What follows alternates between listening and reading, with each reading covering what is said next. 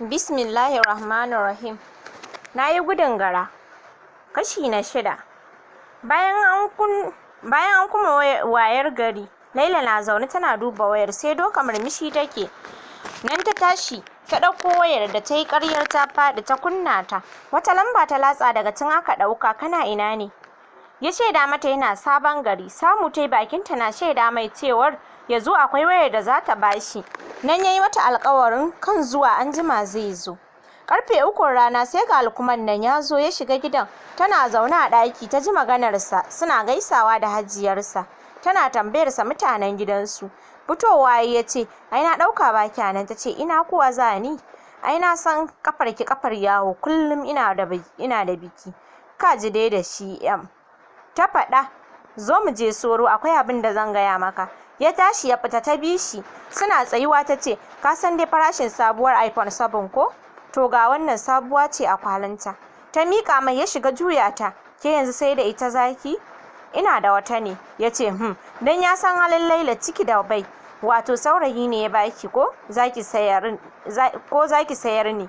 Lukman, ba na son sa ido. Akwai mai magana. Ina jinki. Kawai mai magana. Ina jinki, ya faɗa yana dariya. So ina so ka saida min da ita. Ka kawo kuɗi tas a hannu. Ke ma dai kin san ba a aikin banza yanzu ko? In ta sayi me zan samu? Ya faɗa yana mai duba wayar. Ka san dai kai mutumina ne ko? Me kake ci ne na baka na zuba? Ka san dai ba yau muka saba ba. Nan ta miƙa mai kwalin wayar ya karɓa, dariya ya sanya. Laila, wato dai kin ƙi Salahu ko? Tsaki tai. Kai sai ana abin arziki kana sako zancen wani Salahu. Me na sama ya ci ballantana na ƙasa? Na san ka Lukman, banda zamiya, dan na san hali. Dariya ya ce, na tafi, ki ce da Hajiya na tafi.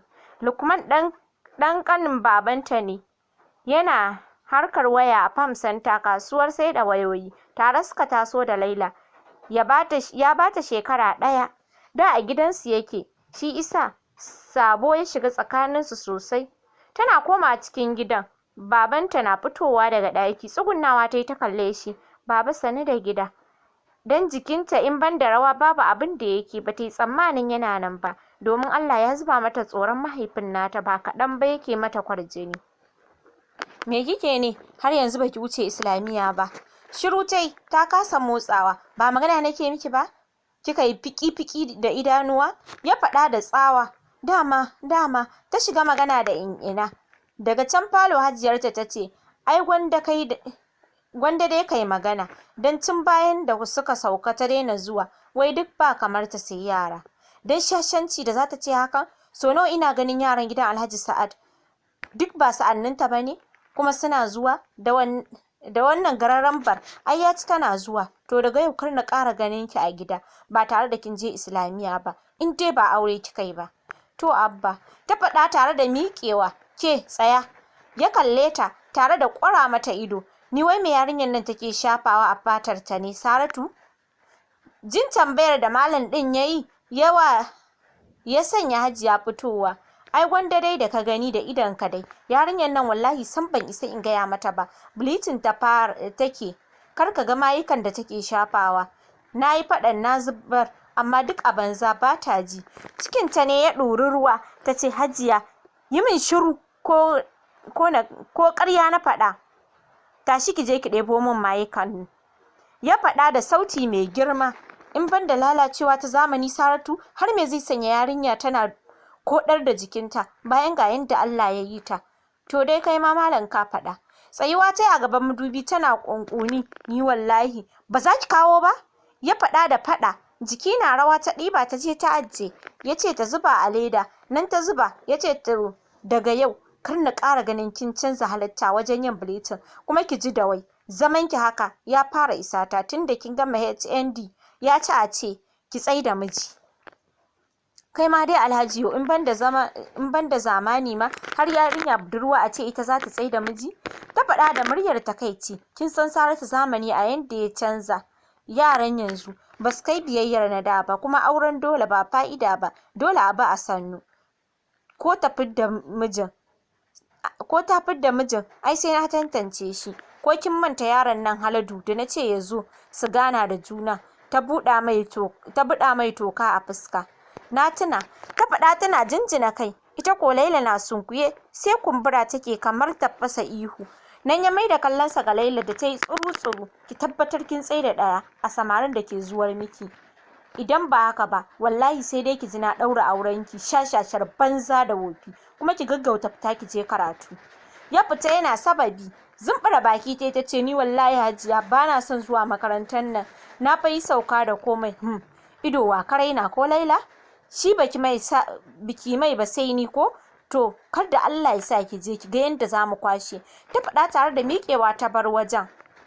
Ɗaki Laila ta shige tana ƙwanƙoni. Ni kam gaskiya an fa takura. Ta faɗa tana mai sanya hijab don tafiya. Laila ita ce 'ya ta biyar a gidan nasu wanda suka kasance duk mata ne. Ita ce auta. Duk yayinta mata ne su 4 sun yi aure sai ita kaɗai. Mahaifinta Malam Bala malamin makarantar boko ne sakandare. Sai mahaifiyarta Saratu mace ce mai son addini. Tana da ilimin addinin Islama da yawa a kanta. Tana sana'ar sai da atamfofi wanda ita ke daɗa bawa mai gidan nata gudunmawa. Wanda Laila ita ma take taɓa business ɗin atamfar saboda ta samu mafaka. Duk yaran gidan babu wacce ba ta yi sauka na Ƙur'ani ba da wasu littattafan wanda mahaifan nata suke yi da jajircewa da inganta samuwar ilimin nasu. Laila ta taso mai son kwalliya da son ta yi saurayi mai kuɗi. Tun bayan shigarta higher institution ta falle, musamman da samari ko ta ina ke dannowa saboda Allah ya sanya akwai ta da farin jini sosai. Ba wani fitaccen kyau gare ta ba, amma ba za ka saka ta sahun jerin munana ba. Tana da haske kaɗan, ba za a saka ta a cikin layin farare ba, kuma ba za ka sanya ta a cikin baƙaƙe ba, sai dai ta fi kusa da baƙaƙen. Tana da yalwar gashin gira, manyan ido da dogon hanci mai ɗan faɗi da madaidaicin baki. Tana da ƙiba amma ba can ba, a cike take dai ko ina, wanda ƙibar ta bai ɓoye shape ɗinta ba da dirinta ba. Tana da yawan fara'a wanda hakan ke daɗa fito da kyanta. Da yawa yanayin skin nata, kwalliyarta zuwa yanayin zubin fuskarta da yangarta ke ruɗar su.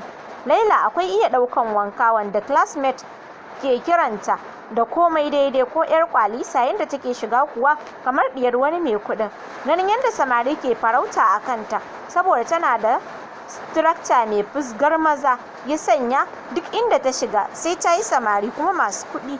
Ta kuma haɗu da wayayyun mata masu irin halinta. Suka daɗa nuna mata yadda ake wabtar kuɗi a wurin samari, wanda tun da ta fara har ma ta zarce.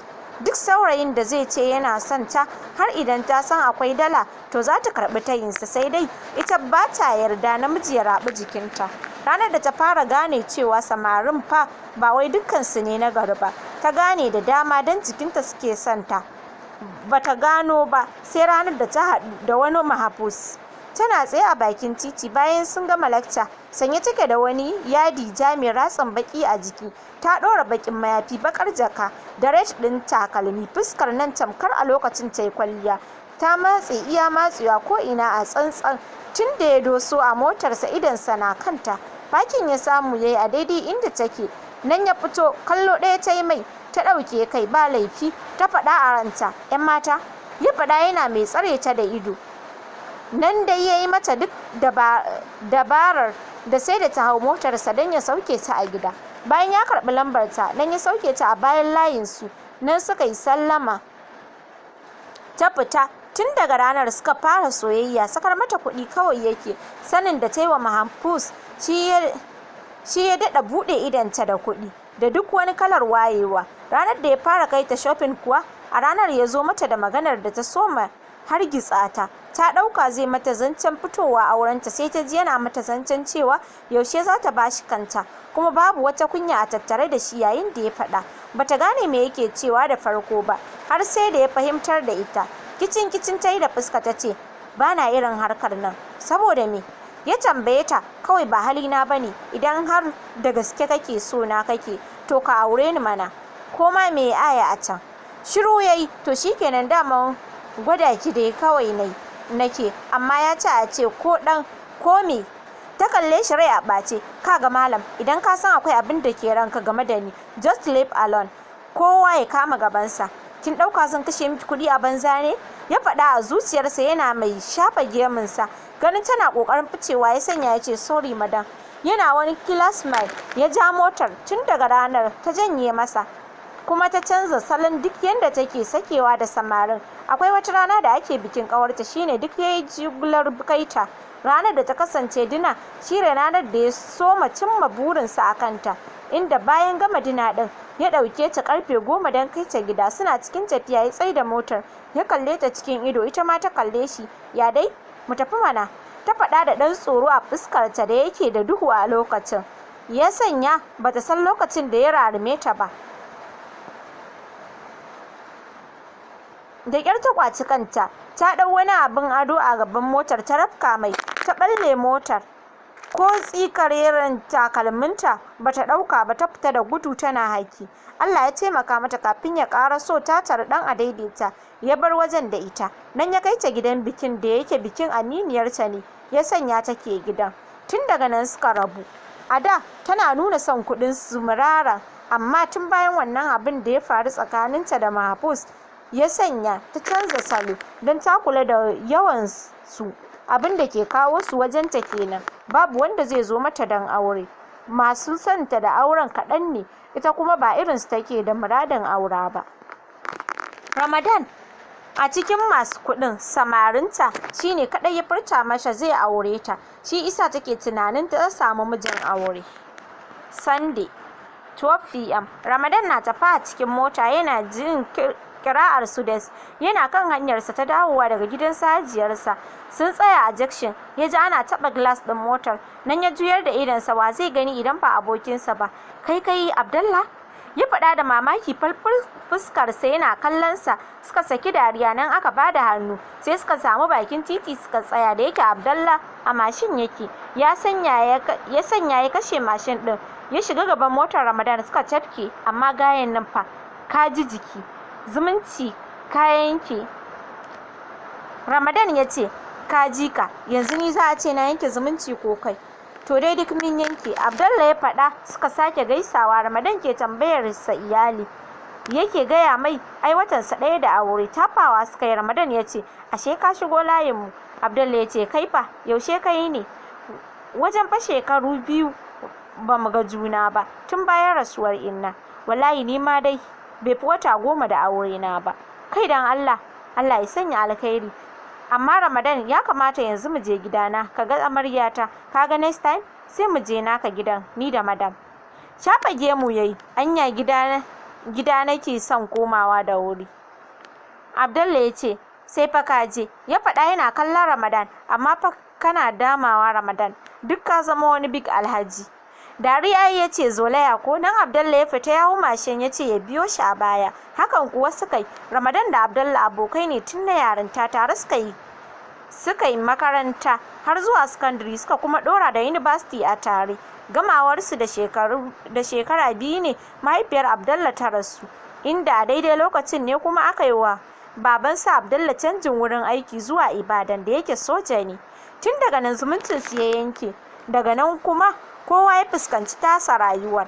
A daidai madaidaicin kofar gidan Abdallah suka tsaya. Ramadan ya fito suka shiga gidan, wadda yake karamar kofa ce. Zaka shiga gidan na daidai mai rufin asiri. Tsakar gidan suka shiga, inda kofar falo ke kallon ka. Shiga suka yi falon gidan gwanin sha'awa, duk da cewar komai bai kai na gidan Ramadan kyau da tsaruwa ba, amma shi ma komai daidai. Salma, fito gani ga Ramadan. Abdallah ya kwala mata. Tana ɗaki a daidai lokacin tana shiryawa, wanda bata daɗe da fitowa daga wanka ba. Na'am, ta faɗa tana saurin ɗaura ɗan kwali. Gadar ta fito da ɗan sauri.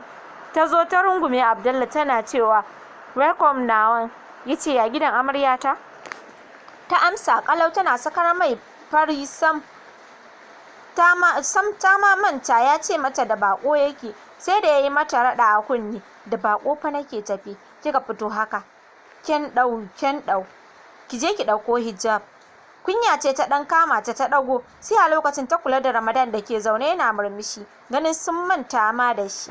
Murmushi ta yi, ta gaida Ramadan, ya saci kallonta, wani rawa zuciyarsa ta yi ganin zunzurutun kyan da ya gano a tattare da ita a kallo ɗayan da ya samu ya yi mata.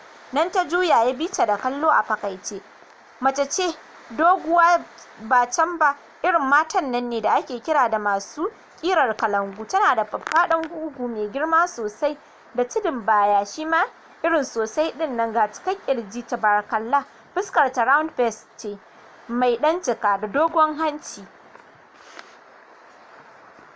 Ƙalubale gare ku matan da ke fitowa sakayau gurin abokan miji babu mayafi ko hijab, wai hakan wayewa ko? Wannan ba wayewa ba ce, sai yaɗa fasadi. Don wani namijin baya raina abin kallo, a dai dinga kula. Tafewa suka yi bayan shigewarta. Ramadan ya ce, aboki ashe fulawa ce a gidan naka, amma ka iya zaɓe fa. Dariya Abdullahi ya ce, ka ji shegen sama da sa ido. Dariya suka sanya su biyun. A daidai lokacin ta fito sanye da hijab. Nan ta kawo musu abubuwan motsa baki wanda sai da Ramadan ya ci ya sha a gidan, sannan ya tafi inda Abdallah ke sanar mai za su zo shi da madam ɗinsa. To masu sauraro bari mu dakata a nan, sai ku jira mu a shiri na gaba.